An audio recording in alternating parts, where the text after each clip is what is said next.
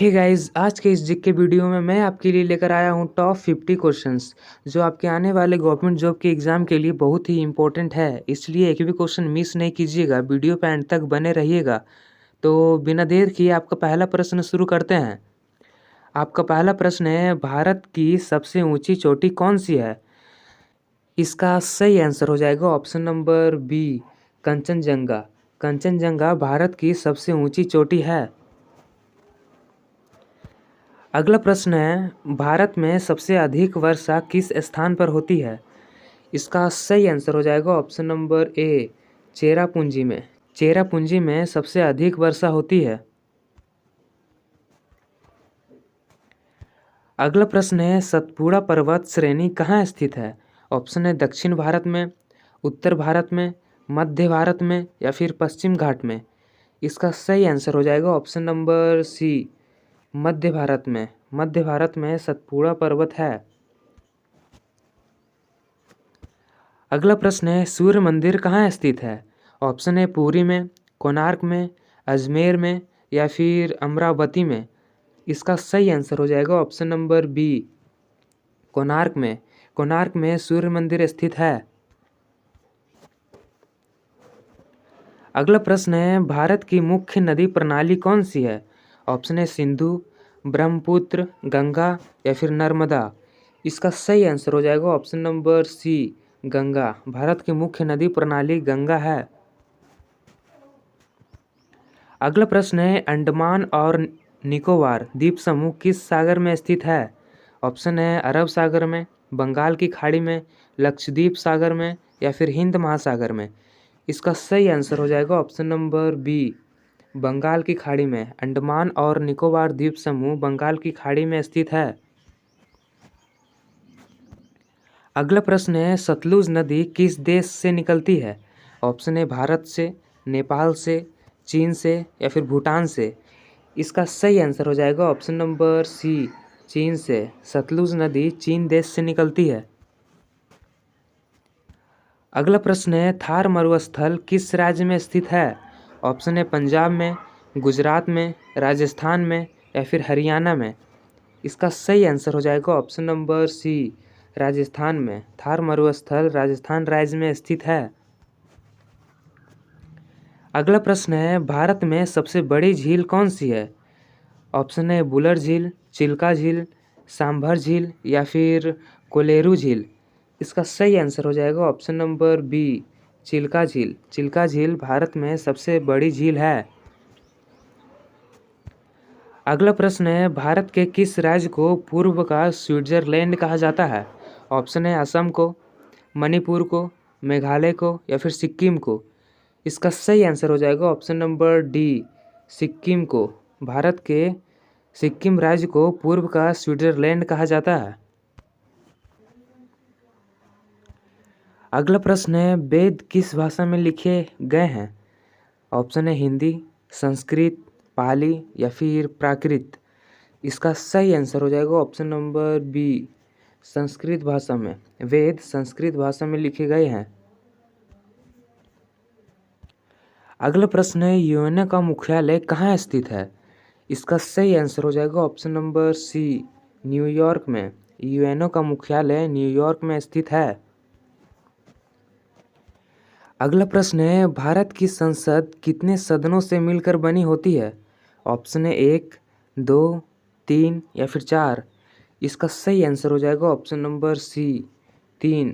भारत की संसद 3 सदनों से मिलकर बनी होती है। अगला प्रश्न है, हिंदी दिवस कब मनाया जाता है? इसका सही आंसर हो जाएगा ऑप्शन नंबर सी, 14 सितंबर को। हिंदी दिवस 14 सितंबर को मनाया जाता है। अगला प्रश्न है, कोशिका का पावर हाउस किसे कहा जाता है?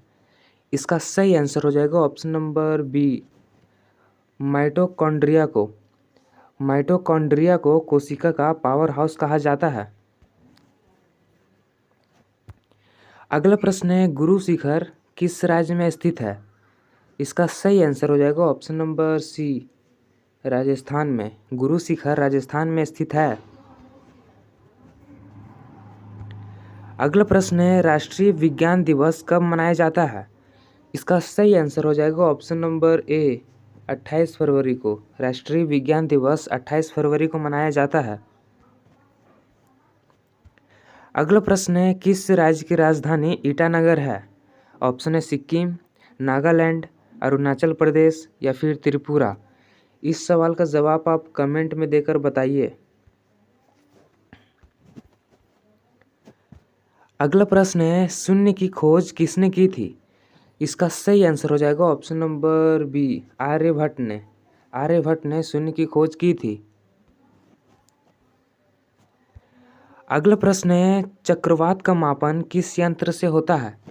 इसका सही आंसर हो जाएगा ऑप्शन नंबर डी एनीमोमीटर से। चक्रवात का मापन एनीमोमीटर से होता है। अगला प्रश्न है, रेल मंत्रालय भारत सरकार के किस विभाग के अंतर्गत आता है? इसका सही आंसर हो जाएगा ऑप्शन नंबर सी स्वतंत्र मंत्रालय के अंतर्गत आता है। अगला प्रश्न है, शांति का नोबेल पुरस्कार किस शहर में दिया जाता है? इसका सही आंसर हो जाएगा ऑप्शन नंबर ए ओस्लो में। शांति का नोबेल पुरस्कार ओस्लो में दिया जाता है।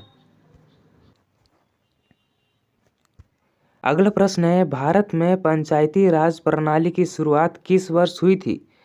ऑप्शन है 1947 को, 1950 को, 1959 को या फिर 1960 ईस्वी को।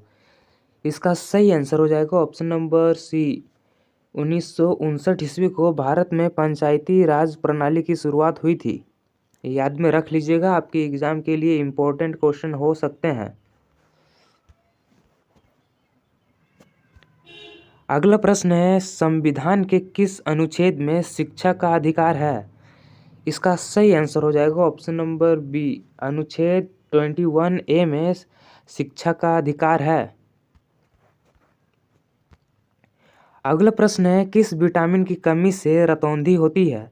ऑप्शन है vitamin A, vitamin B, vitamin C या फिर विटामिन डी। इसका सही आंसर हो जाएगा option number A vitamin A की कमी से रतौंधी होती है। अगला प्रश्न है, द्रविड़ मुन्नेत्र कड़गम डीएमके किस राज्य की राजनीतिक पार्टी है? इसका सही आंसर हो जाएगा ऑप्शन नंबर सी तमिलनाडु के। अगला प्रश्न है, भारत में यूनियन बजट किसके द्वारा प्रस्तुत किया जाता है? ऑप्शन है प्रधानमंत्री, राष्ट्रपति, वित्त मंत्री या फिर योजना आयोग द्वारा। इसका सही आंसर हो जाएगा ऑप्शन नंबर सी वित्त मंत्री द्वारा भारत में यूनियन बजट प्रस्तुत किया जाता है। अगला प्रश्न है, प्लेग रोग किससे होता है? ऑप्शन है वायरस से, बैक्टीरिया से, कवक से या फिर कीड़े से। इसका सही आंसर हो जाएगा ऑप्शन नंबर बी बैक्टीरिया से। प्लेग रोग बैक्टीरिया से होता है। अगला प्रश्न है, भारत में सबसे पहले रेल कब चली थी? इसका सही आंसर हो जाएगा ऑप्शन नंबर ए 1853 ईस्वी को भारत में सबसे पहले ट्रेन चली थी। अगला प्रश्न है, कंप्यूटर में सीपीयू का पूरा नाम क्या है? इसका सही आंसर हो जाएगा option number B central processing unit. Computer में सीपीयू का पूरा नाम सेंट्रल प्रोसेसिंग यूनिट होता है। अगला प्रश्न है, दिल्ली सल्तनत का संस्थापक कौन था? इसका सही आंसर हो जाएगा option number B Qutbuddin Aibak. Delhi सल्तनत का संस्थापक कुतुबुद्दीन ऐबक था। अगला प्रश्न है, जय जवान जय किसान का नारा किसने दिया था? इसका सही आंसर हो जाएगा ऑप्शन नंबर सी शास्त्री जी ने। लाल बहादुर शास्त्री जी ने जय जवान जय किसान का नारा दिया था। अगला प्रश्न है, डीएनए की खोज किसने की थी? इसका सही आंसर हो जाएगा ऑप्शन नंबर ए वाटसन और क्रिक ने। वाटसन और क्रिक ने डीएनए की खोज किए थे। अगला प्रश्न है, भारत का सबसे लंबा बांध कौन सा है? इसका सही आंसर हो जाएगा ऑप्शन नंबर बी हीराकुंड बांध। हीराकुंड बांध भारत का सबसे लंबा बांध है। अगला प्रश्न है, विश्व जल दिवस कब मनाया जाता है? इसका सही आंसर हो जाएगा ऑप्शन नंबर बी 22 मार्च को। 22 मार्च को विश्व जल दिवस मनाया जाता है। अगला प्रश्न है, भारत में सबसे पहली जनगणना कब हुई थी? इसका सही आंसर हो जाएगा ऑप्शन नंबर बी ए 1872 में। 1872 में भारत में सबसे पहली जनगणना हुई थी। अगला प्रश्न है, ब्लूटूथ टेक्नोलॉजी किस उद्देश्य से उपयोग की जाती है? इसका सही आंसर हो जाएगा option number C data transfer के लिए। डेटा ट्रांसफ़र के लिए ब्लूटूथ टेक्नोलॉजी उपयोग की जाती है। अगला प्रश्न है, संविधान में कितनी भाषाओं को अनुसूची 8 में स्थान मिला है? इसका सही आंसर हो जाएगा ऑप्शन नंबर सी 22 भाषाओं को 8 अनुसूची में स्थान मिला है। अगला प्रश्न है, भारत में योजना आयोग का गठन कब हुआ था? इसका सही आंसर हो जाएगा ऑप्शन नंबर बी 1950 ईस्वी में भारत में योजना आयोग का गठन हुआ था। अगला प्रश्न है, भारत में वस्तु एवं सेवा कर जीएसटी कब लागू हुआ था? ऑप्शन है 1 जुलाई 2016 को, 1 अप्रैल 2017 को, 1 जुलाई 2017 को या फिर 1 जनवरी 2018 को। इसका सही आंसर हो जाएगा ऑप्शन नंबर सी 1 जुलाई 2017 को भारत में वस्तु एवं सेवा कर जीएसटी लागू हुआ था। अगला प्रश्न है, नाबार्ड का मुख्य कार्य क्या है? ऑप्शन है बैंकों की निगरानी, ग्रामीण विकास में सहायता, कर संग्रह या फिर मुद्रा छपाई। इसका सही आंसर हो जाएगा ऑप्शन नंबर बी ग्रामीण विकास में सहायता। नाबार्ड का मुख्य कार्य ग्रामीण विकास में सहायता करना होता है। अगला प्रश्न है, हरित क्रांति का संबंध किससे है? ऑप्शन है उद्योग से, सेवा क्षेत्र से, कृषि से या फिर पर्यावरण से। इसका सही आंसर हो जाएगा ऑप्शन नंबर सी कृषि से। हरित क्रांति का संबंध कृषि से है। अगला प्रश्न है, मुद्रा की आपूर्ति किसके द्वारा नियंत्रित की जाती है? ऑप्शन है वित्त मंत्रालय द्वारा, भारतीय रिजर्व बैंक द्वारा, नाबार्ड द्वारा या फिर सेबी द्वारा। इसका सही आंसर हो जाएगा ऑप्शन नंबर बी भारतीय रिजर्व बैंक द्वारा मुद्रा की आपूर्ति की जाती है। अगला प्रश्न है, भारत का केंद्रीय बैंक कौन है? इसका सही आंसर हो जाएगा ऑप्शन नंबर बी भारतीय रिजर्व बैंक। भारतीय रिजर्व बैंक भारत का केंद्रीय बैंक है। अगला प्रश्न है, मुद्रास्फीति का अर्थ क्या है? ऑप्शन है मूल्य गिराना, मूल्य स्थिर रहना, मूल्य बढ़ाना या फिर मुद्रा का मूल्य बढ़ना। इसका सही आंसर हो जाएगा ऑप्शन नंबर सी मूल्य बढ़ना। मुद्रास्फीति का अर्थ है मूल्य बढ़ना। अगला प्रश्न है, जीडीपी का पूर्ण रूप क्या है? इस सवाल का जवाब आप कमेंट में देकर बताइए। अगला प्रश्न है, भारत में प्रत्यक्ष कर कौन सा है? ऑप्शन है आयकर, जीएसटी, बिक्री कर या फिर उत्पाद शुल्क। इसका सही आंसर हो जाएगा ऑप्शन नंबर ए आयकर। आयकर भारत में प्रत्यक्ष कर है।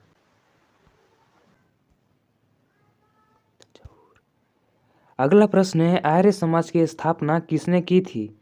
ऑप्शन है राजा राम मोहन राय ने, महात्मा गांधी ने, दयानंद सरस्वती ने या फिर स्वामी विवेकानंद ने।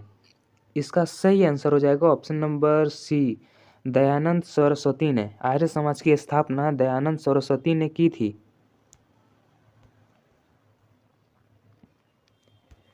अगला प्रश्न है, शिवाजी महाराज का राज्य अभिषेक कब हुआ था?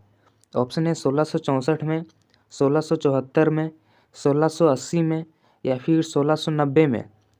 इसका सही आंसर हो जाएगा ऑप्शन नंबर बी 1674 में शिवाजी महाराज का राज्य अभिषेक हुआ था। अगला प्रश्न है, पहला मुगल सम्राट कौन था? ऑप्शन है बाबर, हुमायूं, अकबर या फिर शाहजहां। इसका सही आंसर हो जाएगा ऑप्शन नंबर ए बाबर। पहला मुगल सम्राट बाबर था।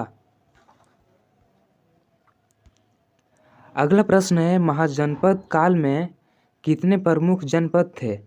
ऑप्शन है 10, 12, 16 या फिर 20। इसका सही आंसर हो जाएगा ऑप्शन नंबर सी, 16। महाजनपद काल में कुल 16 प्रमुख जनपद थे। अगला प्रश्न है, विभाजन के समय भारत के अंतिम वायसराय कौन थे? इसका सही आंसर हो जाएगा ऑप्शन नंबर ए, लॉर्ड माउंटबेटन। लॉर्ड माउंटबेटन थे। अगला प्रश्न है, सुभाष चंद्र बोस ने आज़ाद हिंद फौज की स्थापना कहाँ की थी? ऑप्शन है भारत में, जर्मनी में, जापान में या फिर सिंगापुर में। इसका सही आंसर हो जाएगा ऑप्शन नंबर डी, सिंगापुर में। सुभाष चंद्र बोस ने आज़ाद हिंद फौज की स्थापना सिंगापुर में किया था। अगला प्रश्न है, गंगा नदी का उद्गम स्थल कहाँ है? इसका सही आंसर हो जाएगा ऑप्शन नंबर सी, गोमुख में। गंगा नदी का उद्गम स्थल गोमुख में है। अगला प्रश्न है, भारत का सबसे बड़ा राज्य क्षेत्रफल के अनुसार कौन सा है? ऑप्शन है उत्तर प्रदेश, मध्य प्रदेश, महाराष्ट्र या फिर राजस्थान। इसका सही आंसर हो जाएगा option number D, Rajasthan. Bharat का सबसे बड़ा राज्य क्षेत्रफल की दृष्टि से राजस्थान है। अगला प्रश्न है, भारत का सबसे लंबा समुद्री तट किस राज्य का है? ऑप्शन है गुजरात, तमिलनाडु, केरल या फिर आंध्र प्रदेश। इसका सही आंसर हो जाएगा ऑप्शन नंबर ए, गुजरात। भारत का सबसे लंबा समुद्री तट गुजरात राज्य का है। अगला प्रश्न है, नर्मदा नदी किस दिशा में बहती है? ऑप्शन है उत्तर से दक्षिण की ओर, दक्षिण से उत्तर की ओर या फिर पश्चिम की ओर या फिर पूर्व की ओर। इसका सही आंसर हो जाएगा ऑप्शन नंबर सी, पश्चिम की ओर। नर्मदा नदी पश्चिम की ओर बहती है। अगला प्रश्न है, ब्लैक सॉयल किस फसल के लिए प्रसिद्ध है? ऑप्शन है धान, गेहूँ, कपास या फिर मक्का। इसका सही आंसर हो जाएगा ऑप्शन नंबर सी, कपास। कपास के लिए ब्लैक सॉयल यानी काली मिट्टी उपयुक्त है।